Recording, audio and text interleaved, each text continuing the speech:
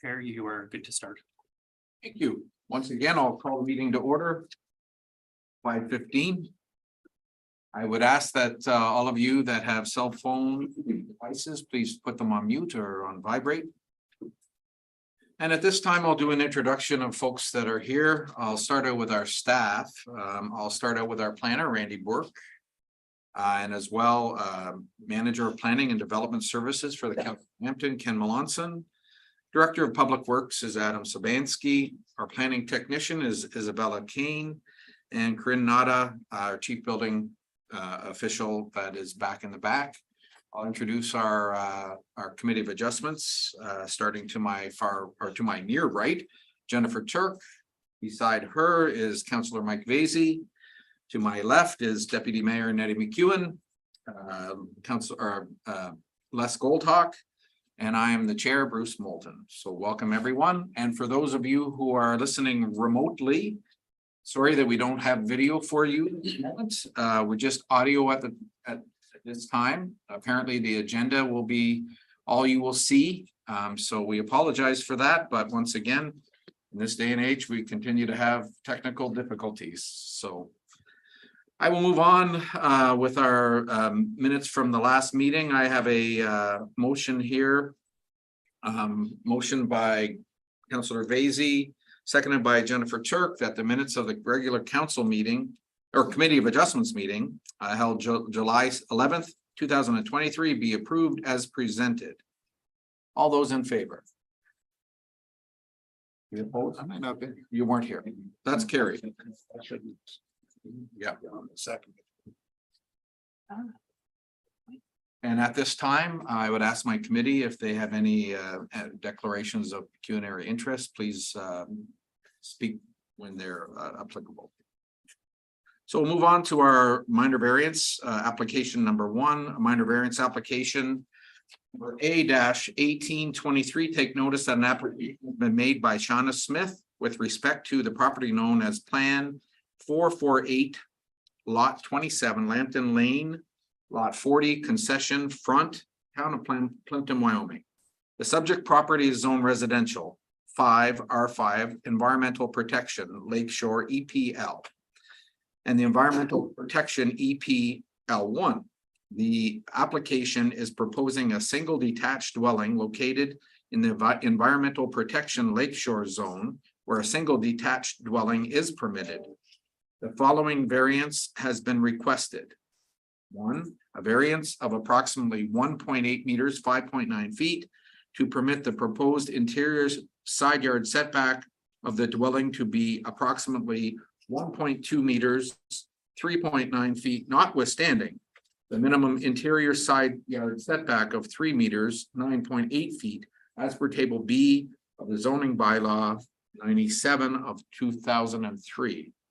At this time, I will refer to our planner, Randy Burke, to give us her report. Great, thank you, your chair. So there's a minor variance application. It is for a reduced interior side yard setback. This is to accommodate the adequate access along the shoreline bluff as per the St. Clair Conservation Authority kind of request. And because it is adjacent to the lake around there. So again, with the minor variance application, there's 4 tests that need to go through. The first one is the requested variance minor. The variance will allow for a single detached dwelling on the subject plans to facilitate an emergency entrance as per the Conservation Authority.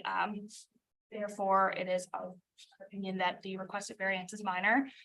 Very minor is, of course, case by case and from application to application.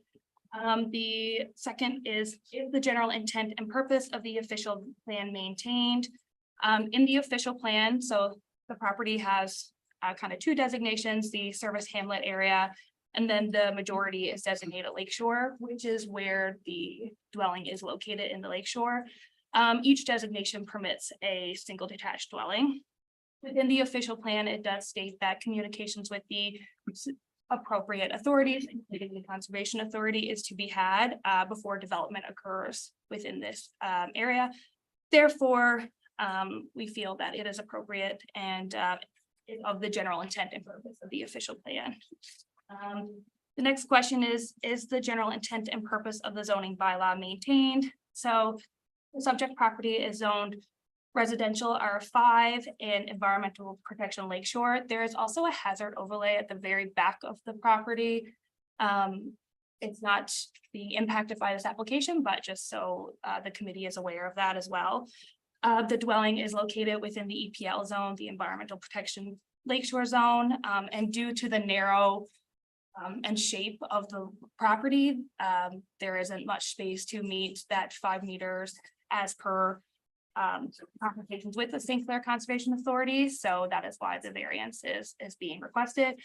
And so we feel that it does maintain the general intent of the zoning bylaw. And then the final question, is the variance desirable and appropriate for the property?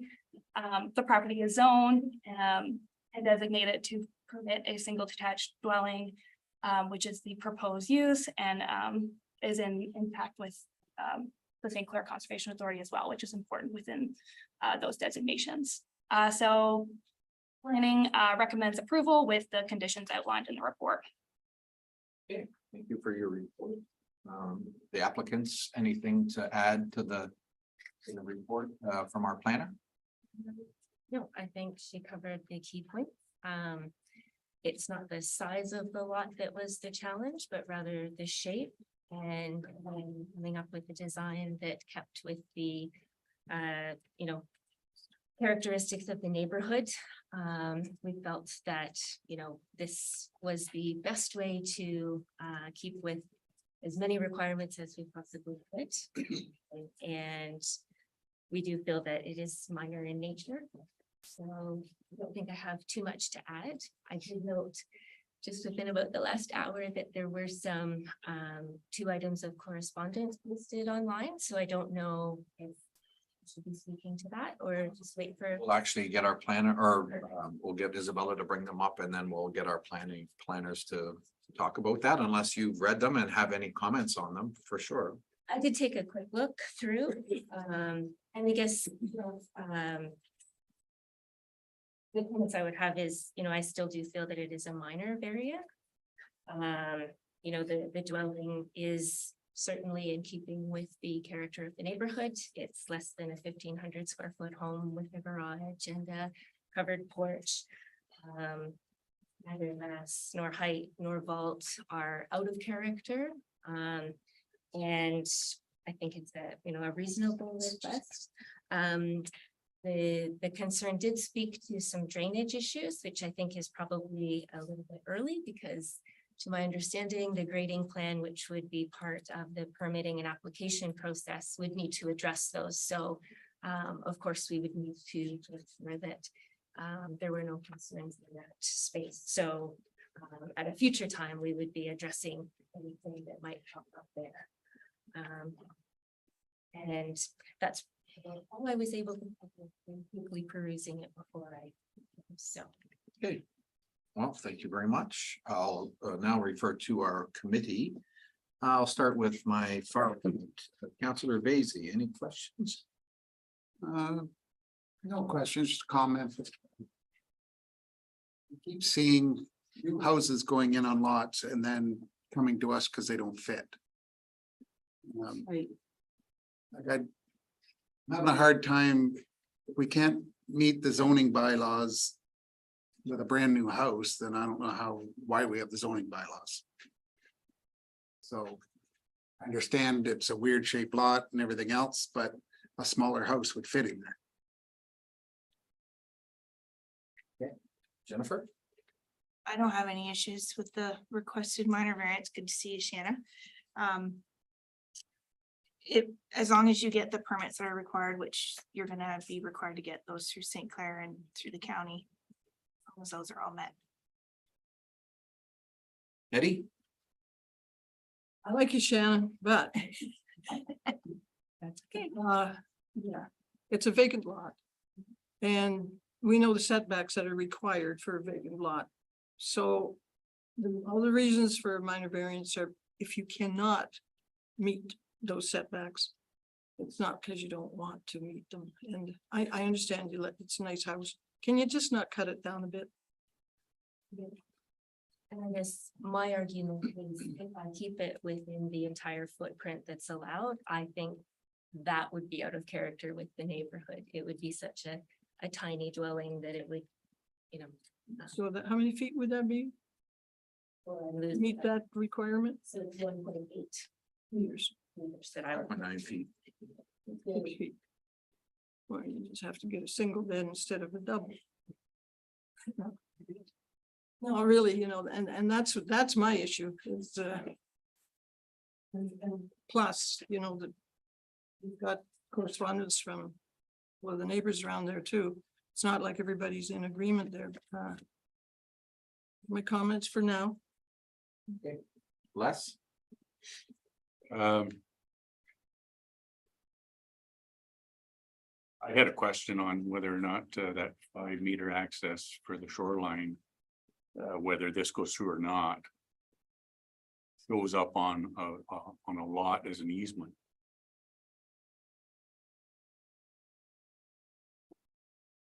I don't believe it does. So how does that how is that guaranteed to the St. Clair? Through your worship, because the area falls within the jurisdiction of the St. Clair Region Conservation Authority, because it's in the regulated area, there's permit approvals that are required. That's when you get this additional layer of regulation that then kicks in. Question, Nitty? You Oh, done sorry, this? Les, do you have any more? Well, I was I just- just, while you're on that subject, I just wanted to question, why wouldn't we rather, if you're gonna wanna build that house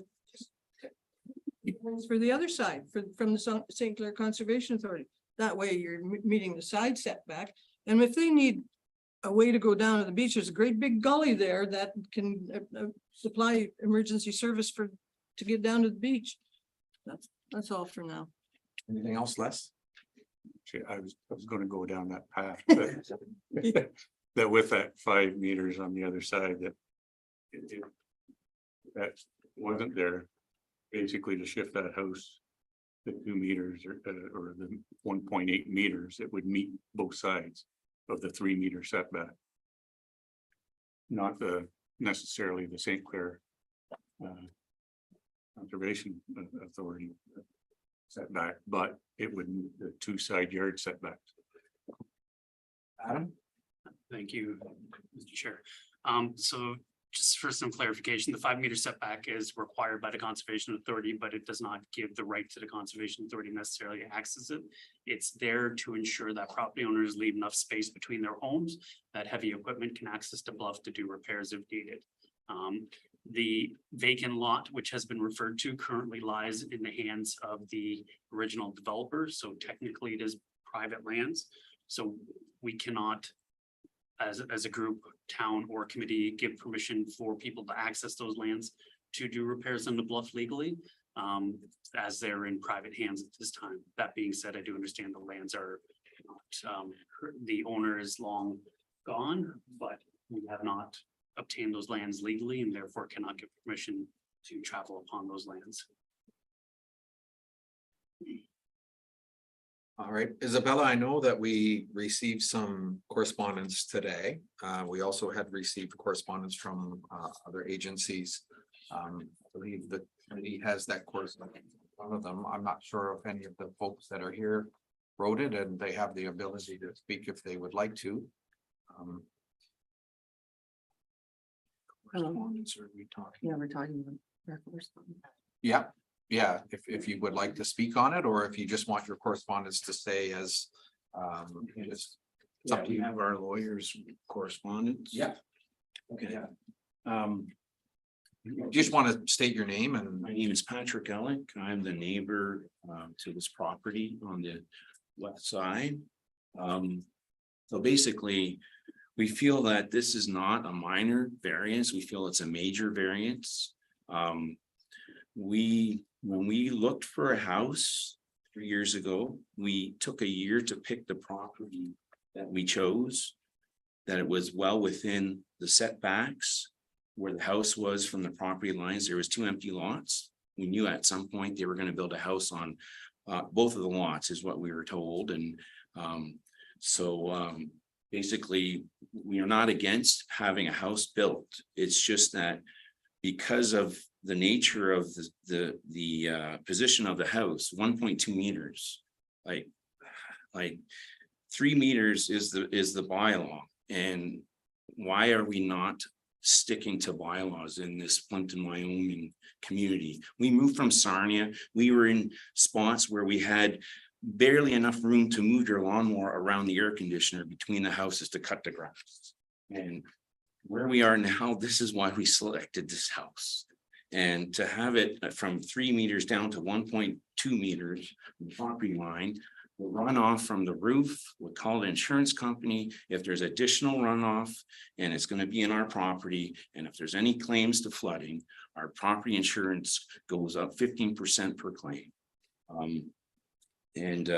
Basically our privacy at that close, we enjoy our property now. If you're that close to the property line, it's going to be affected. We have patio deck right there, right on the side where they're going to be building or proposing the house at 1.2 meters.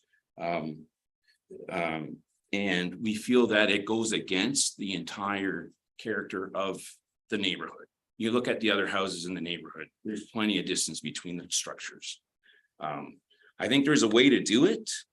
There's a way to do it without cars parking, 4 cars availability of parking. There's a way to build a house. I think we need to open it up for the design side of things to build it properly. We object to this application at this point in time. Thank you. I'm going to refer to our planning committee, if they would like to address any of the stuff that you've heard, or Adam, go ahead. I can only address the one topic that was brought up, that's drainage. So the town of Plympton-Wyoming requires a certified lot grading plan to be submitted with any new build. On that grading plan, they have to identify how they're going to deal with their surface water. On Lambton Lane, they would either be required to bring their surface water to the front to the roadside ditch, or towards the back into it and through a outlet to the lake approved by the Conservation Authority. But you'd have to get approval from the Conservation Authority for any lake outlet. Downspouts under our property standards bylaw cannot be directed at a neighboring property. They have to be directed onto your own property, and then outlet it doesn't encroach on the neighboring property. The same roofs must have eaves troughs on them to collect the water to prevent it from flowing onto the adjacent property. So the drainage concerns you brought up can be mitigated quite normally through the building permit process. The other comments, though, I'd have to ask planning to address if they choose. Through you, Mr. Chair, all I'll address is a comment related to privacy. There are no specific requirements under the Planning Act that create or enshrine this idea of a right to privacy. So while planning applications while we do our best within the scope of the zoning bylaw and policy, there is no inherent right to privacy. So there are many instances throughout the town, throughout municipalities, where houses end up side by side, windows flooding each other, and that simply just occurs. What I will say here is that there appears to be, at least looking at some of the variance drawings, and I don't know if Ms. Burke has this information, but certainly looking at the drawing that was provided for the site plan, it does appear that there are some buildings that go further around the corner that would, at least visually on that plan, not meet the bylaw setback as well. So to say that every dwelling on this block is compliant to the bylaw, I suspect that there are instances where variances were required. And keep in mind, the whole intent in the Planning Act for a minor variance is the zoning bylaw sets regulations as a blanket, and it assumes that every lot is going to be in a certain shape, in a certain way. And that's not the case here. And typically the bylaw rules work when it's a rectangular property. This is not a rectangular property. You get into more challenging issues when you're designing a house that has an odd shape. And hence why the Planning Act gives every property owner the right to apply for a minor variance. Can I just add something? I know there's been a lot of conversation about the shape of the lot. Ours is also the same shape. So that setback will literally be on our front yard as compared to like a rectangular property. The part I have a problem with this whole conversation, it's back and forth, is there are so many other options that Shanna could do to comply with the bylaws that your committee has already solidified in your legal documentations. She wants she wants 4 cars to be able to park there. If she swung her garage around and did a street to garage pull in, she would easily be able to move that over. She wants to be able to go all the way around and have a side park. So that's why she wants 5 meters on the one side. So the Ellicks now have this brick wall all along their front yard of their house, which is essentially their backyard now because they've designed their house sideways. There's also room to build up. Why are we having a spread out bungalow that does not fit on that lot? There's 2 layers, there's raised ranch. The other part is the people that built 4 doors down, they went to painstaking procedures to get shoreline protection, to meet all of your bylaws, to be squeaky clean with that build.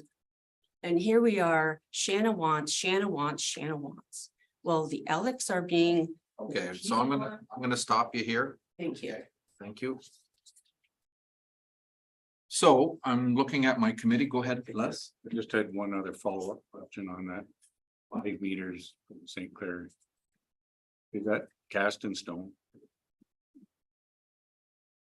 Chair, as far as I know, in their regulation, it is.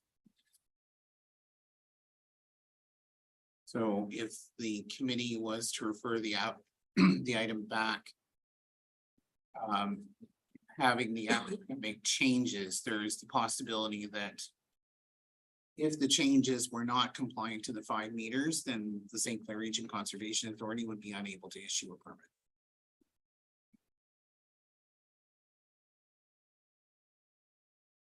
All right, so I'm here in a predicament. So Shannon, I'm not sure what, I'm looking at my committee. I'm not sure what vote I'm gonna go with here. So I'm wondering if there's any sort of movement at all with how you would like to move this house at all. Or you want me to just call the question to the committee here? Eddie, go ahead. Yeah, maybe they'd like to, I suppose you want to build this year. Well, No rush? well, I mean, obviously I want to stay within the guidelines and if it's not approved, then Like, we don't do Would it this year. be interested in deferring this see if you can. and then maybe coming back, More, or we can call the question. It's up to, you don't want I think you're, to take a chance on it. Planner's report has supported. yeah, Mike, what are, I mean, I don't know. I think there's design options that could be explored. That's all my. Les? You know, I'm the same as that there is room. Normally I don't do this, so I don't normally go and ask these guys what they're thinking, but I don't want you to, if we vote this down, then it's basically you're starting from scratch again. What the options that we're kind of giving people here is maybe deferring this and you coming back with us once you maybe talk to your designer to see how it might be able to fit a little bit better without it, and maybe not even have to come back. I'm not sure, depending on what you or your designer comes up with. I'm not sure if that's what the committee would be interested in doing. Defer. So if you got 3 here, Jen. So. Can I have a motion? And for, I don't have a, yeah, can you write it out? That right now. Mr. Chairman, maybe I'll start helping here. You'd be seeking a motion, the committee refer the application back to staff for to examine options Some discussion, yes. related to the building design to reduce the impact of the minor variance request. I would suggest in light of potential notification requirements. That no timeline be put on it simply because I don't want. We normally don't put a timeline, so. Unless the timeline is requested by the applicant and. What I will say, Mr. Chairman, is if a design option occurs that negates the variance, we'll still bring a report back to committee simply to advise you that the variance is no longer required and certainly accept the report to close things out, but Okay.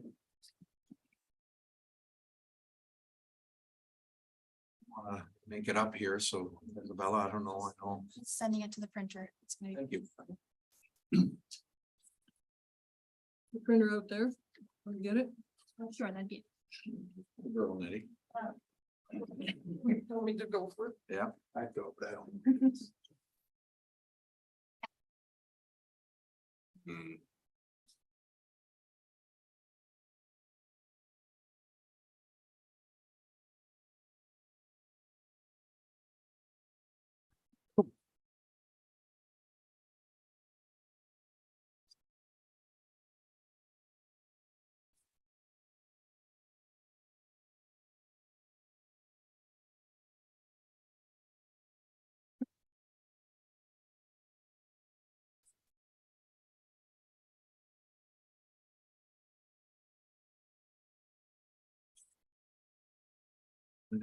The. If that is. Yep.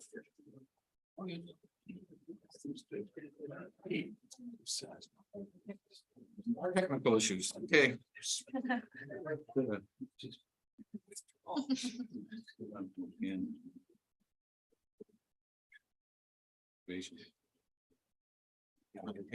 No, I mean. Access it from other. Just me standing there. Yeah, we can maybe. Take a hammer with you. The gavel with you. I could have written it out quicker. This technology skill. Isn't it? Working well tonight, technology. That's probably because it's in my product. I think I. Something to think about anyway, Shannon, so, you know. And still come back and, you know. It's not a complete denial. It's worse. The lake.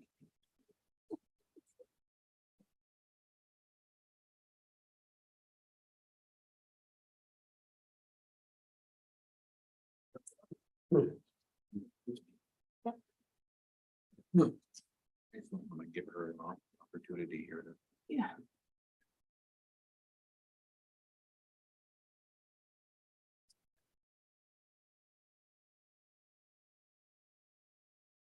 Shannon, what we'll do is we'll read the motion as a deferral and we'll give you opportunity to talk to planning and to talk to your designer and to come up with maybe a discussion and give you an opportunity. If we were to vote it on, like I said, it would be just a yay or nay and then to reapply or whatever you would be. Fees and all that stuff are there as well. So this just gives you an opportunity to have that discussion. Appreciate it. Thank you. And you know what? I know you might not agree with me, but I wonder if you could ask the Conservation Authority if they would consider a slight variance from that 5 meters, you know, and then you go the other way rather than towards the side yard. It's just a suggestion. I know you probably don't. I don't know if the regulation allows. We asked, sure, we asked that for. I think we've asked it, but they've been asked many times, yeah. No, Times are changing, who knows? Conservation Authority now doesn't seem to have as much say in certain areas, not this area, but Yeah. certain areas. yeah.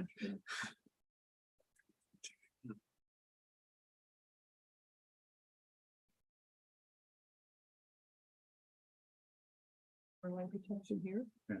Well, in other lots. No, I'm just. Not need, it's not needed though. You have shoreline protection. not really needed, they're in the zone. Far enough away. Yeah, more than far enough where they would want to build. Look further there. No, it's just a question. Yeah, yeah.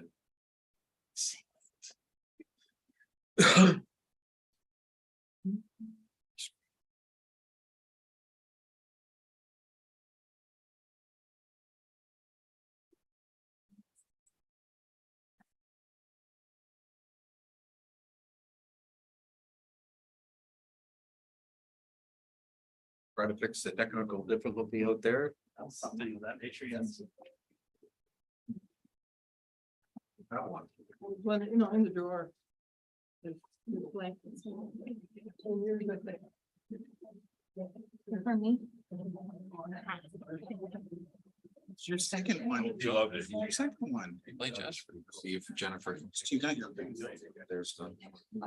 I can't say it anyway until Isabella comes out. She's my secretary. Oh, sorry, my secretary. Taking the minutes. No.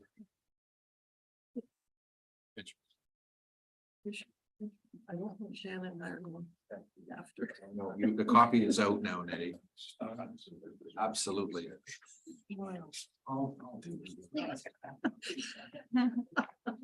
Planning wants. to go for copy. I'm gonna need Here is disconnected. Actually, what, we got one. Already ready. You don't want us. Be up all night. Well, I just got back. Sign. First and Take it home. so. It's up to me.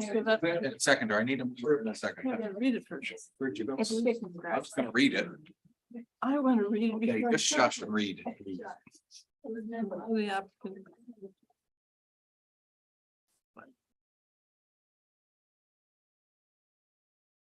Half of King Street's here and I'm looking like, I don't know what I'm doing up here. It's not good. Maybe I should read it. Yeah, yeah. They already know you. Yeah, that's true. Thought I might be able to change mine.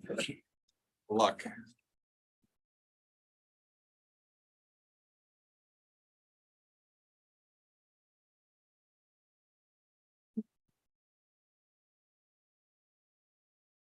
All right, I have a motion moved by Nettie McEwen, seconded by Les Goldhawk. MV. Minor variance app, oh my God, don't use minor variance application A 18-2023 be deferred to allow the applicant time to look at the possible design solutions to comply with the zoning bylaws. Call the question, all those in favor? That's carried. As I said. I will go to. So. All right, thank you for coming. We will move on. Sorry, we're late. I'm not sure if we have our other folks that are online or if they're. So I apologize for those who are online. I can't really see who is online. Mr. Reyes. You have Kyle Bittman and Rodney Reese currently in the lot. Mr. Reese is probably the person that will be speaking. Mr. Reese, I know you can probably hear me. Unfortunately, our video is not working, but we will move back to you after we get the report from our planner. That's okay.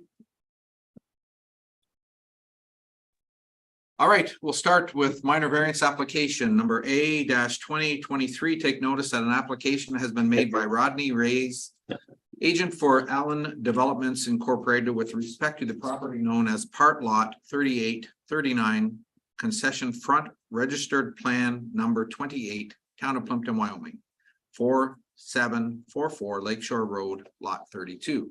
The subject property is zoned residential 7R7.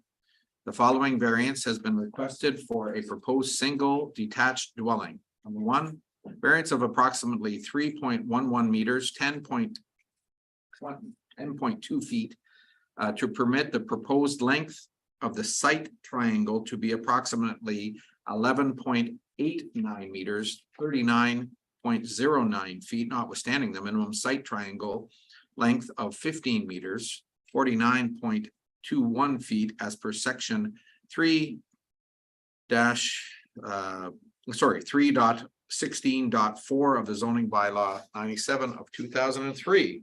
And at this time, I will refer to our planner, Randy Burke, for Thank you, Mr. Chair. So again, when there's a minor variance application, we go through the 4 tests. So the minor variance application is for the driveway that will be located with the single detached dwelling, and it is partially located within the site triangle policies of the zoning bylaw. So the first question is the requested variance minor. The driveway is located to the farthest corner on the south end facing Thomas Street, and thus being as far from the intersection as possible on that lot. And with a driveway visualization impacts from a vehicle, they're not necessarily permanent. So therefore, we do believe that the minor variance is minor, as the lot is appropriately utilized as well with the location of the dwelling. And the property is a part of the Blue Point condominiums as well, just for committee's knowledge. The second question is the general intent and purpose of the official plan maintained? The subject property is designated service hamlet area, which does permit a single detached dwelling with a driveway. Therefore, the intent is maintained. Is the general intent and purpose of the zoning bylaw maintained? So the property is zoned residential. Again, a single detached dwelling with a driveway is permitted. However, and the dwelling is appropriately located and meets all setbacks of the zone. There is a section of the zoning bylaw which states that driveways must be 9 meters from an intersection. So the proposed driveway is located like 11.38 meters from that intersection. So it does comply to that specific provision. Therefore, the general intent and purpose of the zoning bylaw is maintained, and the dwelling itself will be located outside of the site triangle, which is much more of a permanent issue, I guess, for lack of a better term at the moment. And then, is the minor variance desirable for an appropriate development for the land? Yes, it's designated and zoned appropriately for the proposed use. And so therefore, I feel that it is desirable for the property. So we do recommend approval with the following condition, that it be located in that exact location and not varied. Okay, thank you for your report. Mr. Reyes, I know that you can hear me. I'm wondering if you have anything to add to the planner's report. Thank you, Chair. My name is Rodney Reyes. I represent the project Blue Point Lookout Condos under the builder Valerie Group. Thank you, Randy, for the very concise report. Like what she said, we believe that Valerie, after reviewing all the planning metrics provided by the bylaw, there's only one section, 3.16.4, that we're asking the body to allow us to do a minor variance. Instead of a 15-meter, we're just asking 11.89, wherein there's just a temporary visualization impact from a vehicle. And we believe that it is petty and very minor in nature. Thank you, your chair. Thank you very much. At this time, I will move to our committee for their questions or comments. I'll start for my far left, Les.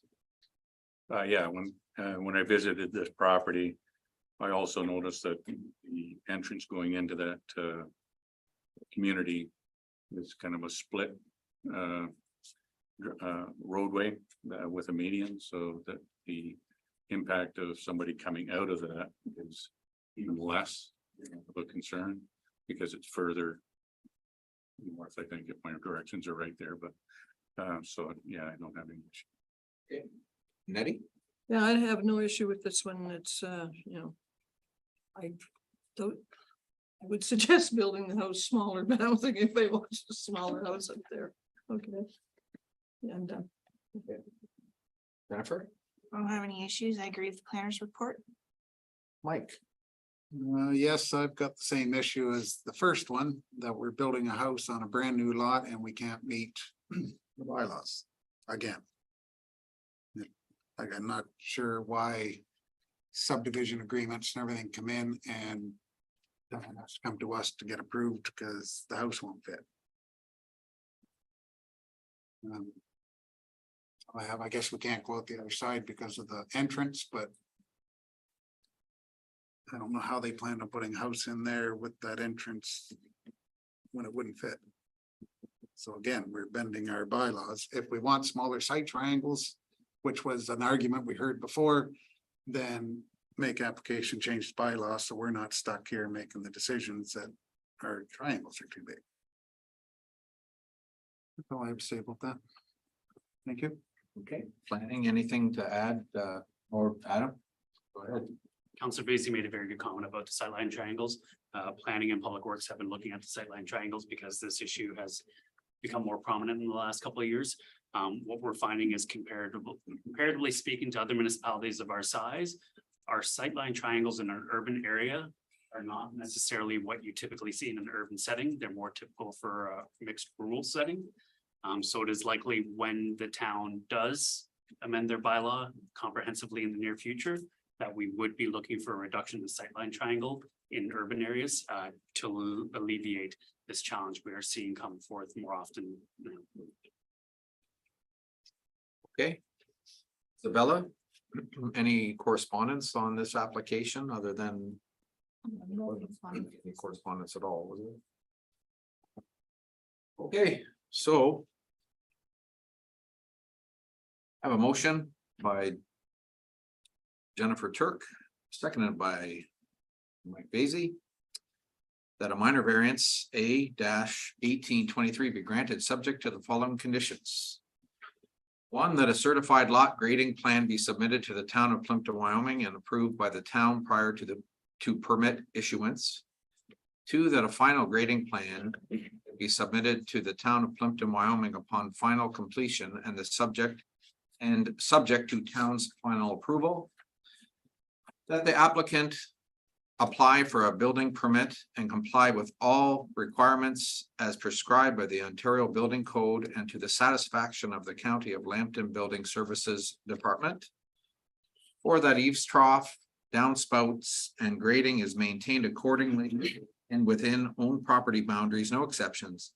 And that drainage waters are not diverted to neighboring properties, and that the property is generally maintained and drained during the construction process, and that the drainage waters are not to neighboring properties, and that weeds and grass are always maintained within 20 centimeters, 8 inches or less. All those in favor? That is carried. Mr. Reyes, as you know, there's a 20-day appeal period. And after that, during the time, you can certainly speak to Isabella if there's any more questions. And after the 20 days, having seen no appeals, then you can go ahead and do what you need to do. Yes, I understand. Thank you very much, Chair. Thank you very much, the whole body. Have a good afternoon. You Chair and committee members. All right, we're going to move on to our next application. Do we have any more people on, Adam, that I need to tell that they can't see us, or is it the same? No, sir. No new delegates. All right. I have severance application number B-1321. Take notice an application has been made by Chelsea Cooper, agent for Edward Cooper, in respect to the property known as Lot 17, Front Concession Plan 3, Park Lot 25-0 King Street, Town of Plympton, Wyoming. The applicant is requesting consent to sever approximately 24,359.85 square meters, 262,207 square feet of land from the above noted property. The severed land is proposed to create 3 new lots, with a retained portion being merged to 673 for King Street, and severed and retained lands are zoned residential R5 by the town of Plympton, Wyoming zoning bylaw. At this time, I will refer to our planner, Randy Burke, for her. Actually, Mr. Chairman. Oh, okay, So thank you. As noted, Mr. Chairman, the applicant has requested to sever 3 lots from the subject parcel. The parcel actually has 2 different zoning designations. It's R5 for the majority of the lands that are fronting to King Street, but then there is a holding symbol on the bulk of the lands that would be considered the retained portion in the back. You will note that this application dates back to 2021. That is because when the initial discussions with the applicant began, we noted that because of the woodlot, there was a need for an environmental impact study to be done to examine the impact to the woodlot before staff could support the proposed severance. That study was done and scoped in consultation with the Conservation Authority, and the Conservation Authority has advised that they have no concerns with this portion of the proposal. So the lots fronting onto King Street is acceptable from their perspective with the EIS, as the bulk of the woodlot functions are actually on the portion that is in the back. It is important to acknowledge and note, as I've indicated in the report, that the subject lands are zoned R5. So they are zoned for development. And we did speak with the applicant regarding the retained portion prior to initiating the process to get to this meeting, just to confirm that the intention was to merge with 6734, as the retained portion actually does not meet the required lot frontage requirements of the zoning bylaw if it was to be retained on its own. So if committee, if that should be a desire by the applicant, which was why we met, a minor variance would be needed. No minor variance has been submitted or applied for at this time. So staffers are supportive of the application based on our assessment in the report, subject to the conditions that are proposed. Thank you. okay. At this time, and I understand, and I do understand that this application did start in 2021. I was on the committee then as well. And I understand through speaking with the applicant that it's probably the 4th or 5th planner that they've had that have looked after this. So I'll let Chelsea, if you want to speak on behalf of the applicant, you can go ahead. Thank you, Mr. Chair. Sure. Spot up there. Mr. Chair and everyone. Kind of funny that we've started this in 2021. This is the first time I get to see everyone here. Thank you for having us come speak. I did want to echo what you had just said, Mr. Chair, that because respectively there have been multiple planners, the application has changed in the way that we're going to submit some comments right now that might not fall exactly in line with what's been, echoed by the planning department. I'm going to ask my uncle, Mr. Cooper, to come join me. Just in light of the application's condition to merge the retained portion with 6734, there's just a few things that have come up when we've been discussing what that looks like in practice, because in speaking with both Sarah and Lewis prior to this, they had indicated that we were going to be able to retain the portion and just have the access and not have to merge that piece of property. It was only recently that we realized that was, required as a condition. So I'm going to ask if it's all right with you that my uncle comes and joins me. If it's okay with everybody. You can stay back there. Fairly broad, but I've just had some surgery recently. This is a little bit more comfortable than trying to stand.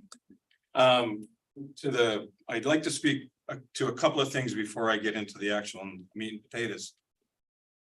2 years ago, a little longer than 2 years ago, is when we started the application. And initially it was told to us that we're probably looking at about a 2-month window. And that everything looked really good, just charge ahead. It was then that we found out that it was not that it was zoned incorrectly. The official plan did not reflect that it was going to be residential on the front of King Street. And the official plan had to be modified before we could actually start moving that application forward. And so that's where it got stalled initially.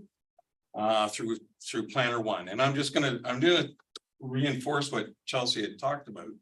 We've had 3 planners. The first one, we've had 3 times over the course of the 2 and a bit years. The second one once, and it was just through phone conversations. And it was during the COVID period. We really didn't have any meat and potatoes with that planner. The third one, he has been our planner 3 times. And at the very end, when we finally reached the point where he was extremely happy and we were happy, we were all going to get what we wanted, he decided to quit. And when he left, the application seemed okay.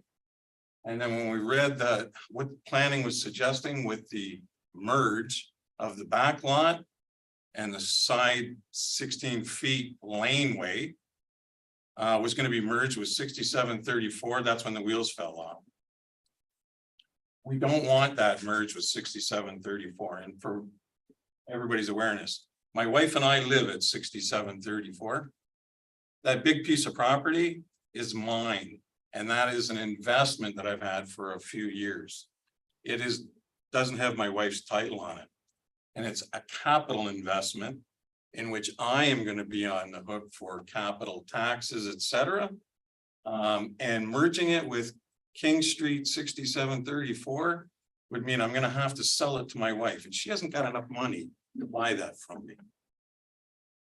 The laneway was never intended to be a frontage on King Street. The way Mr. Estevez had explained it to us, you wanted to leave it wide enough. I was initially just going to leave 8 feet so you could drive a car back there. You wanted to leave it wide enough so that there was an accessible driveway to get to the back. And you had to be able to plow the snow and all that other stuff. And that's where the 16 feet came from. It wasn't to meet a minimum requirement. He did talk about the need for a variance if we were going to turn it into a building lot, which I have no intention of doing. That lot is to be maintained separate when I'm alive. And then when I'm dead, one of my kids who are going to be building on one of those 2 lots are going to take over in some fashion. Either we split it down the middle and one takes half and the other takes half, or it stays as one piece and goes to one, whatever. My family is going to maintain that ownership of that bush. We use it to make maple syrup and have fun. It's become a family tradition, if you will, to go and play in the bush. And we love it and we want to maintain it. But merging it with 6734 means when I'm gone, the fun's gone for the family, and that can't happen. And I will tell you that initially we said we would just put one lot on the front of King Street and not have that sliver.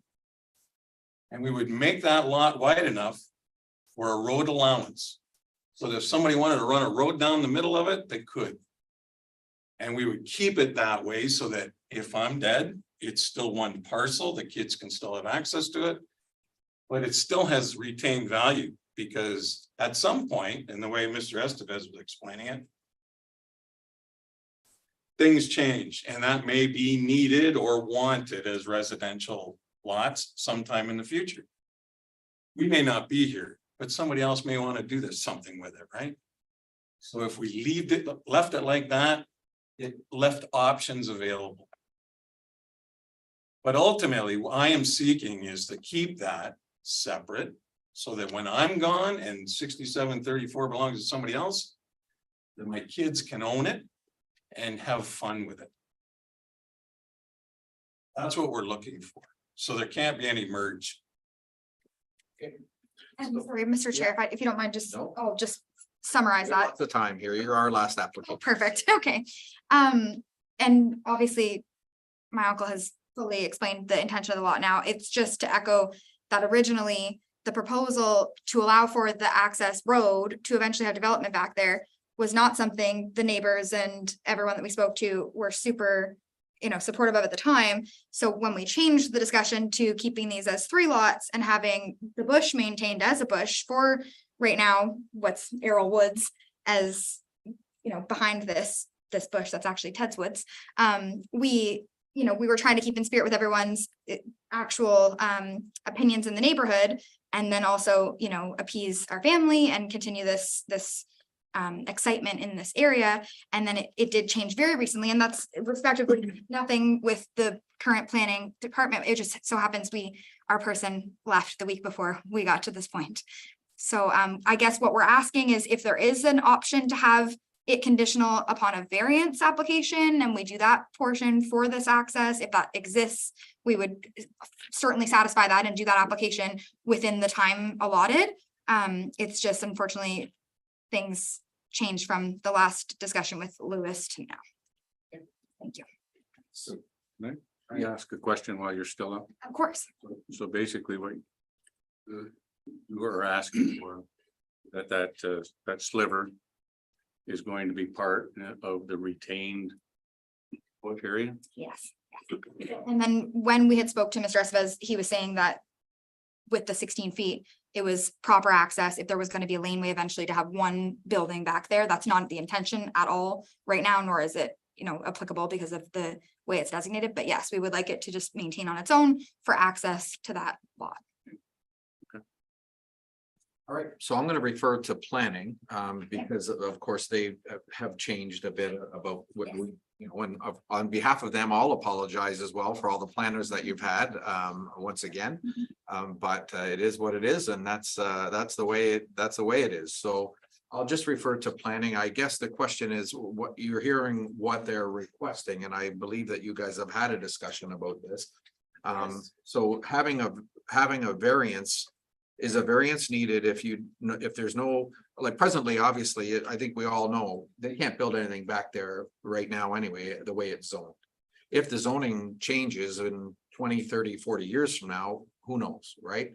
But right now, I don't think the plan, and what I've heard is the plan is to have any sort of building or any intention of building back there. So my question once again is, why would a minor variance or why would a variance be needed if there's no intention of doing any building back there?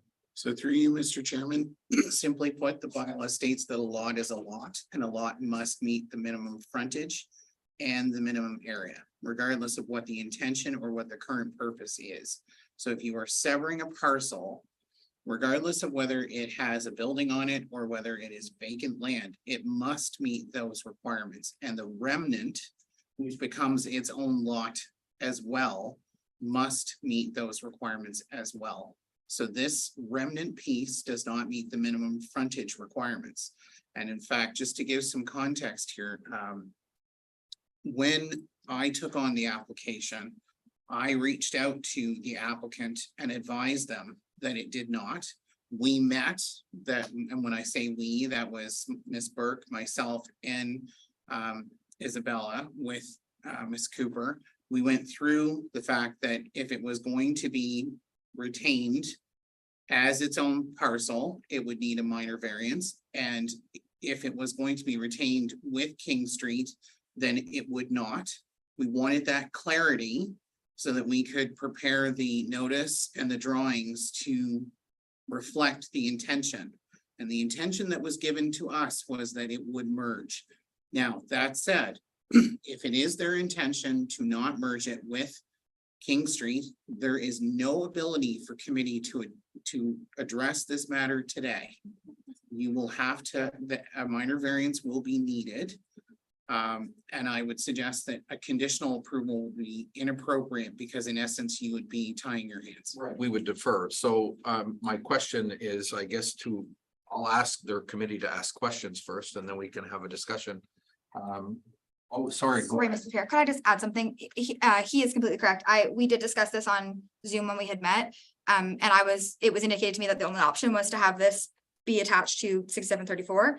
Then when we brought it up, could we please ask for a minor variance for the access? It was again indicated it was not the greatest idea. So we were going to actually pull our application and then decided it's been 2 years. It's been many people. We wanted to present you with what we have and the information that we have right now to hopefully have a discussion. Because at this point we need, some steps moving forward. So with respect, I apologize that was the conversation at that point in time. we're here now trying to discuss what that could look like. Thank you. Sure. I'll start with, go ahead, Mike. Yes, thank you. The intention of the 3 lots is your sons are gonna own a couple of them, 2 of them. Why not have the property adjoined to those 2 lots already? And then it stays in the family, it stays, you've got your frontage, you've got everything you need. And then down the road, if they want to change, you still have 16 feet on. If that's north. The north lot, and then you can put a laneway in 30 years from now, if that's what it's gonna be. That's what I'm being told is that we can't do that. I mean, and so I'm good with 30 years down the road. That being the laneway and getting access to it, that's perfect. If it's 30 years down the road, why can't we do that today? No, I'm just saying, take that 16 feet and add it to the 1 lot, and then you've got 2 lots. Oh, yeah, and so the only issue that I have is with any kids and family, right? Do I give it to the one on the right? Or do I give it to the one on the left? Or do I split it down the middle and give them each half? If one moves away or, you know, something else happens, we destroy that one piece of property, which is very important to the whole family, right? And so we were trying to maintain it as one piece. I understand that, but I don't see how you're gonna. Mr. Chairman, if I Well, when we talked to the rest of us, it was I think, sorry clear again, to us that it was going to be a possibility. I think that's where it's getting a little confusing, because it was up until this point for a significant amount of time, Mr. Estevez was our planner and had said this was great and had proposed this to us and had gone through the whole process with us. So unfortunately, that's kind of where we're coming from at this point. Yeah, Hear you 100%. thank you. Go ahead. If I could address Councillor Vasey's question. A minor variance is only required because the remnant portion, the blue, is substandard to the lot frontage. So another option would be to reconfigure lots 1, 2, and 3 to change their minimum frontage because they're well in excess of the minimum frontage. Because all that needs to happen is that the blue needs to expand to a minimum of 18 meters. That's the absolute lowest that is allowable under the bylaw without a variance. So a minor variance is only needed based on this configuration. If the applicants were to come back and shrink lots 1, 2, and 3 and adjust where they want the lines to be and somehow materialize 2 meters that could then be added to the blue, then the severance could be approved with a minor reconfiguration. That's another option as well. But if the applicants wish to proceed with what is proposed in front of you today, then a minor variance will be needed. And we don't want to prejudice our review of a minor variance because we don't have one before us.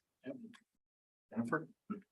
Based on what's presented today, I can approve it, but hearing that you don't want to merge, I can't approve it. It's needed. Can I just suggest something? Yeah, absolutely, Nettie. It's a thought, okay? What if you sever each lot? Like, go right to the back with each lot. Only 2. There's only- They won't. So you sever this blue section in half here, you know, and then still also get this piece. Because you're not gonna, I mean, you wanna live forever and never know, and so you wanna keep access there yourself. After, well. And so I think what I get after this stuff. no, I know, but I think what has been proposed probably makes more sense, but I think rather than the 18 meters, I think we'll go for minimum road allowance and just attach that lot to the back and keep it as one big separate piece. And then we'll manage everything from there on in, whether it's cutting the front lot off and selling it as a what do they call it? What am I doing right now? Separating property. Severance. I can sever that piece off and sell it later, or the kids can, and they can maintain the back by splitting it 2 ways or 1 way. Right? I got more options. I own the options then. Right? Is the way I'm understanding it. Okay, so I would prefer that we defer, but Okay, Les, do you have any questions? No, I don't think that there is any left. So it sounds like committee, are we in a and okay to defer this and have some discussions on, we will write up a Yeah, why don't we deferral. write that out? I really appreciate some of the ones around making lots smaller and that, but I've already got 2 kids that got drawings built. Yeah, I know. To meet without having to put in a variance to get them on the lot, it's not gonna work, so I don't want. The third lot smaller and just slide everybody up. Yeah. The other challenge, Like, so, then it makes more sense to just make it for a road allowance, so that That's what I if was. somebody wanted to do something later and it's more dough involved, right? So. I think we're just talking out of hand here, so from what Mr. Cooper has said is not that we're not making decisions tonight, but so the Plympton Act, whether that sliver is gonna be a future road allowance or a driveway, it still has to meet, because right now it's a lot, period. It's a lot as defined in your bylaw. So until something is done to create a municipal road allowance and the town actually accepts it as such, because the town doesn't have to accept it, then it's a lot. And the lot has to meet the minimum frontage requirements.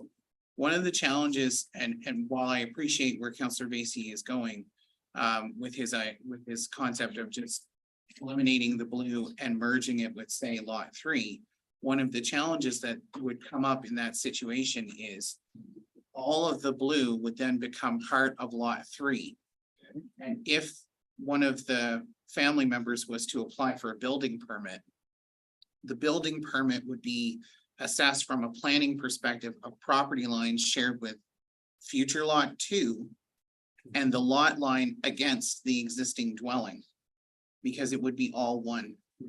And so depending on how they cited the building, it would actually eliminate the ability to future sever that retained portion in somewhat similar configuration. Because if the building was cited, if this is what the lot would be, including the blue, and the building was dropped dead center, while it's compliant with the bylaw, if the future is to sever this off, now all of a sudden the property line shifts, it creates not only a planning issue because you need the minor variance for the severance, you now potentially need a minor variance for the building to continue to exist.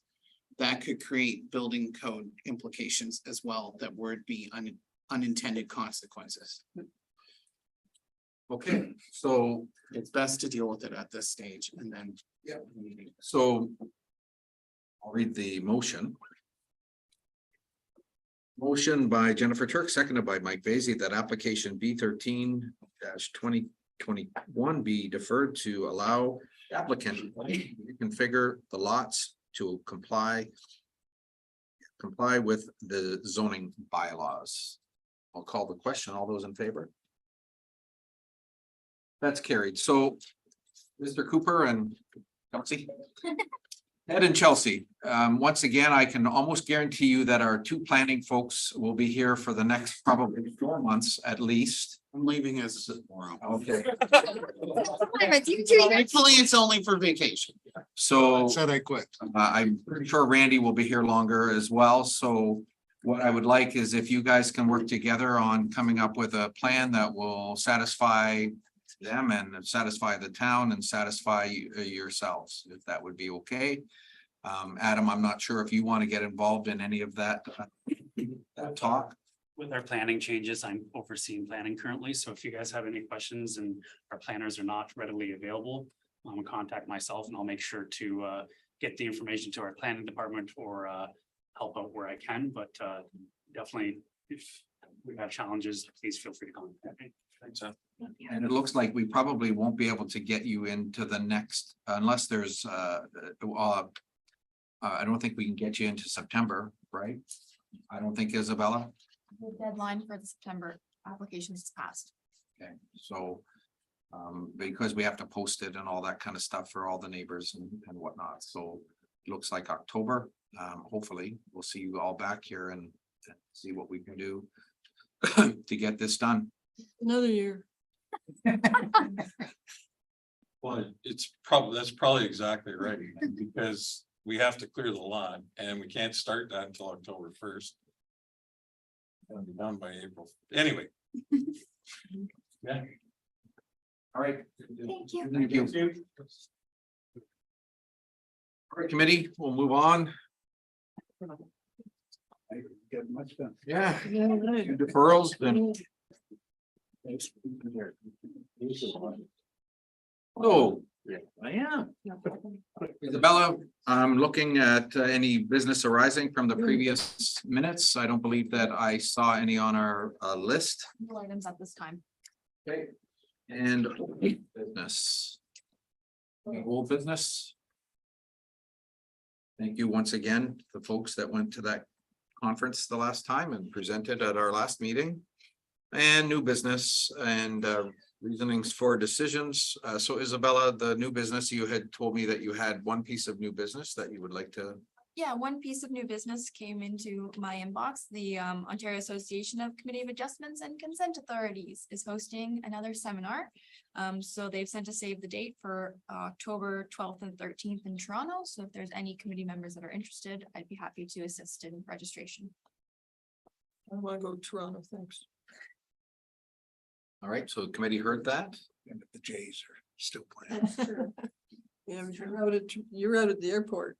Any new business from our staff at all?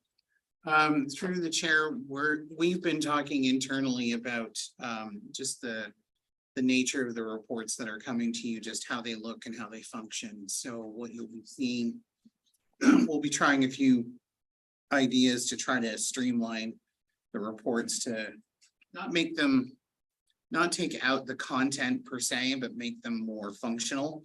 So you'll probably see most of the maps, photos and things like that going to the back as attachments.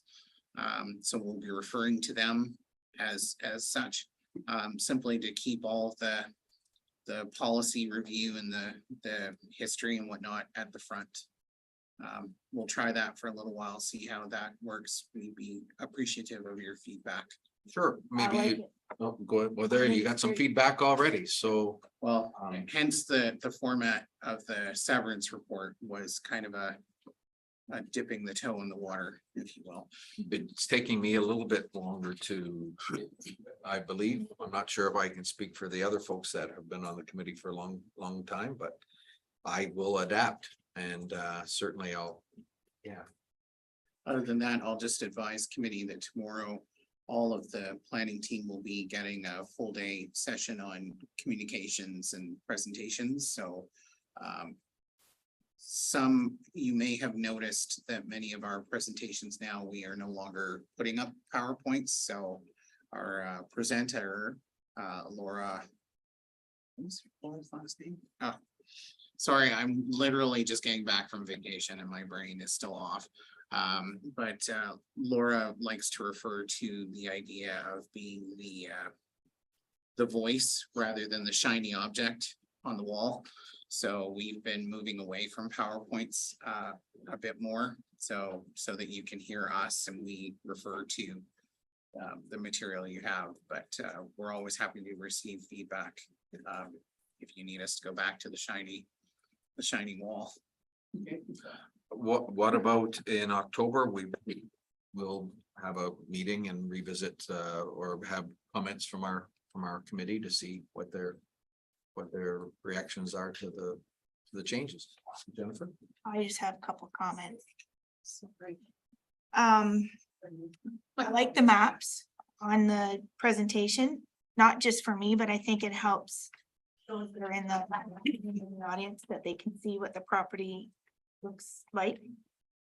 The other thing I wondered too, this last application was from 2021, even though the background was in it, can we not attach the last report from 2021 to that at the end? Sure.